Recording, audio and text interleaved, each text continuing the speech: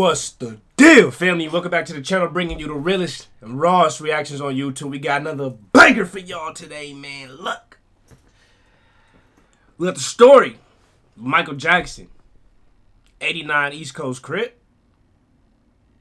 Anyways, shouts out to Hood War Stories for the video. We about to run this one up right here, man. Make sure to go, I think they just cracked 100K recently. Go subscribe over there to the channel, man. They got some good bangers over there. But we gonna run this one up. What made me take interest, man, was I've been liking these, like, the story of videos. They're pretty interesting. But what made me take interest in this one, I always think about that Michael Jackson pic when he would, like, I think he was some neighborhood Crips. I don't even think they East Coast Crips. I think it was some neighborhood Crips. And he was throwing up neighborhood and shit. And I was like, who the fuck Michael Jackson with the Crips, bro? I always thought it was for like a music video or like a movie or something like that. I don't know. Maybe it's a real story. We gonna find out right now. If you guys got more videos you want me to react to, you know what to do. Hit that like button, subscribe, all that good stuff, man. Let's get to it. War Stories. In this episode, I'll be discussing the life of my boy need a cough drop. Bro, you need something, dog, cause bruh, that voice is rough, dog. You gotta work on that one, man. Michael Jackson.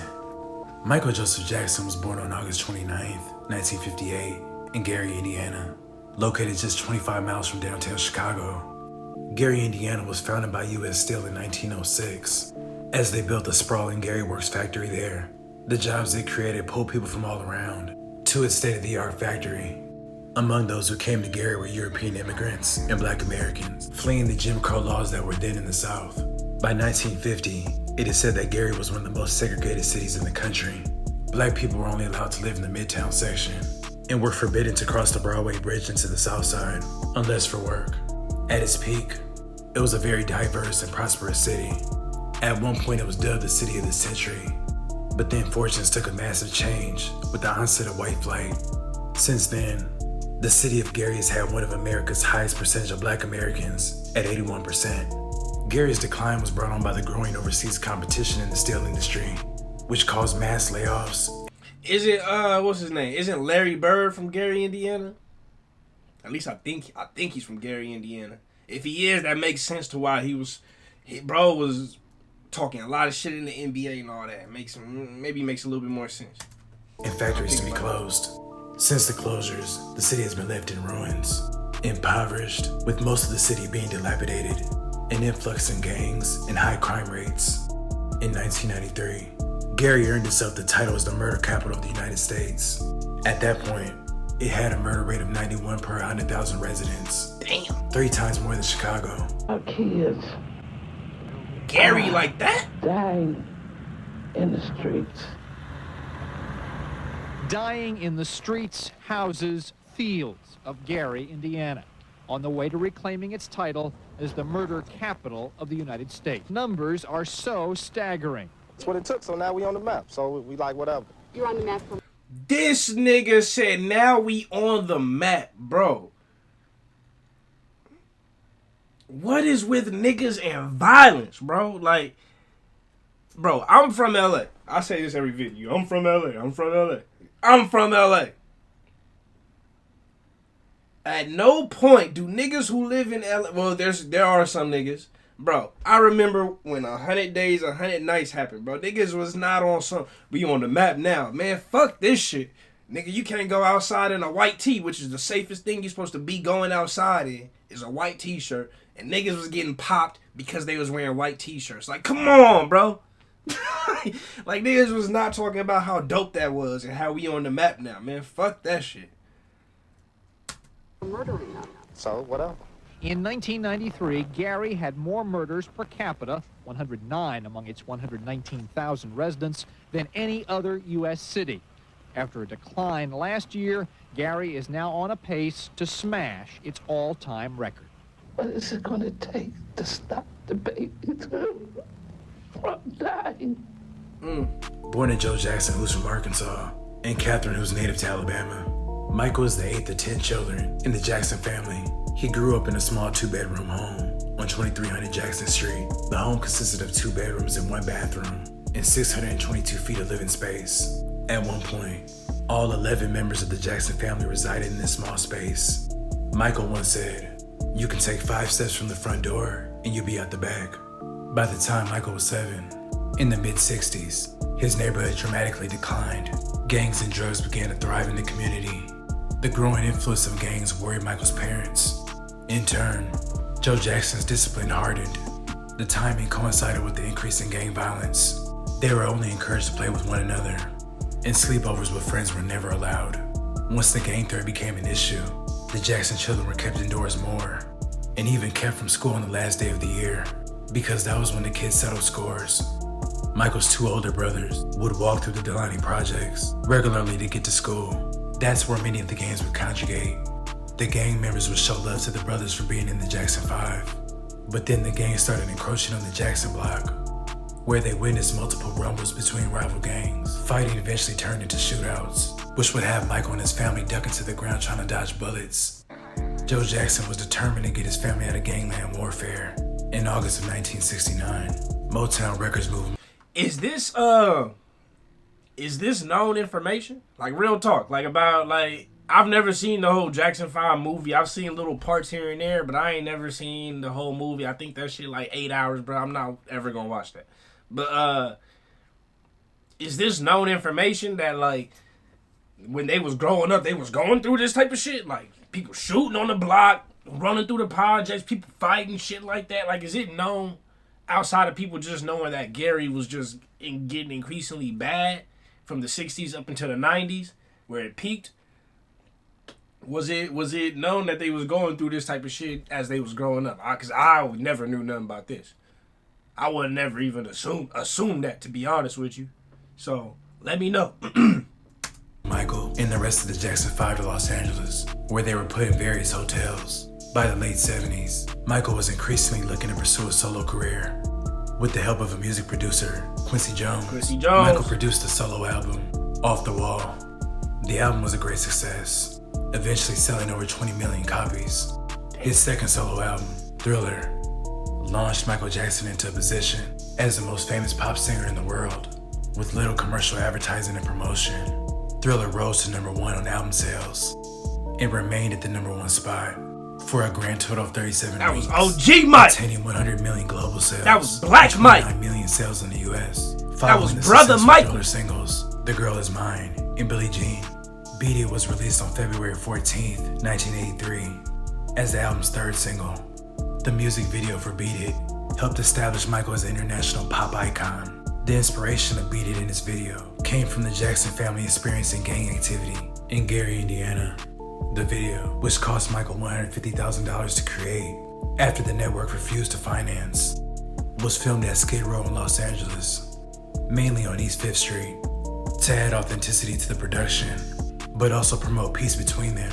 Michael had the idea to cast rival members of the Crips and Bloods, in addition to 80 genuine members, including members of the Barrio Nuevo Strata gang. So he filmed Beat It in downtown LA at Skid Row, which I don't even know. I don't know if it was called Skid Row at that time, but it must have been. Got a Mexican gang, a black gang, and I'm assuming the neighborhood Crip gang, or maybe it was the '89 East Coast Crips. I don't know. The pictures I've seen, it was Michael throwing up neighborhood. So, that is interesting to know. That's interesting to know, because I was just talking about all the LA, yeah, okay. Michael went out and got the gang members through LAPD's gang squad. This is when Michael first connected with the East Coast Crips. The East Coast Crips are the largest Black American gang that are located on the east side of South Central Los Angeles. They have many sets, but for this video, members of the 7-6 East Coast Crips participated and were the only Crips used for the video. Michael went and sent out a bus that picked the Coast members from Florence and Hooper that took them to downtown LA to shoot the video. Initially, there was a few incidents between the 7-6 East Coast and rival Bloods that were on set, but Michael was able to bring them together, and they were able to coexist peacefully. They were paid, fed. They also hung around Michael's trailer between takes, and he gave them autographed pictures and even tickets to the upcoming Victory Tour. Hey, look, bro. If there's very few people that can bring rival gang members together and bring peace to that situation, or at least have a peaceful moment in time. And shit, if you got to pick one person, you know, Michael Jackson in his heyday, bro, that's somebody that could stop a lot of violence off the music alone, which is very powerful and shows just how powerful he is. Because a lot of gang members would not, even to this day, will not stop their battles based on one person alone and their music and their energy and just who they are. There's very few people like that. Snoop Dogg is probably another person I could think of, especially him being from Los Angeles, but or Long Beach, I should say. But there's very few people that could do that. Real talk, man. Let's fast forward to 1987. After winning numerous accolades and skyrocketing into a stratosphere of his own, Michael released his highly anticipated album, Bad. In November of that same year, Michael released The Way You Make Me Feel as the third single off the album. The video was also filmed at Skid Row in Los Angeles. For this production, Michael tapped in with the 89 East Coast Crips and personally selected them to be in the music video. Boxer from 89 East Coast is seen in the infamous picture. Yeah, I remember this picture. This the picture right here. He really throwing up the set. Shit, look at Michael throwing up the set. He throwing up Neighborhood. Oh shit, I don't know who this is, but he look like a super OG. The music video.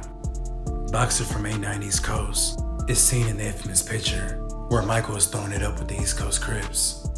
Michael also had Latino gang members in the music video as well.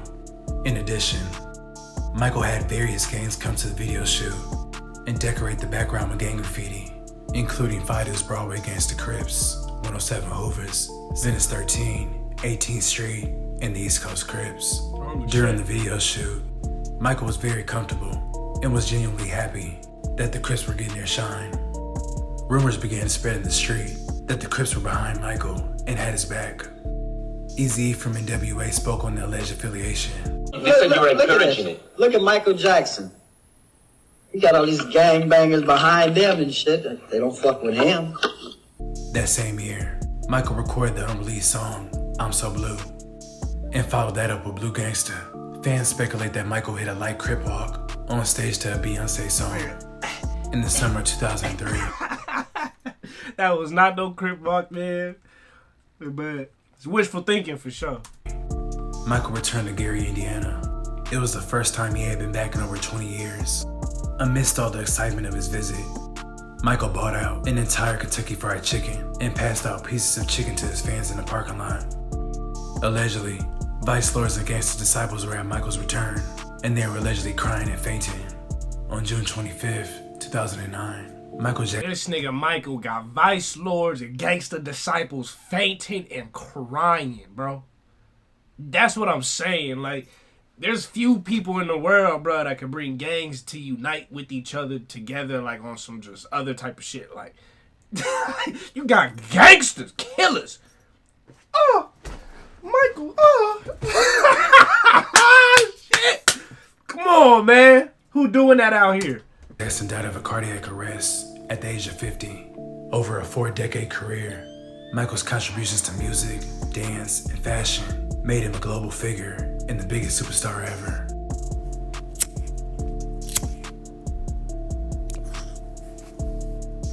Wow. Shouts out to Michael Jackson. I actually learned a lot from this video.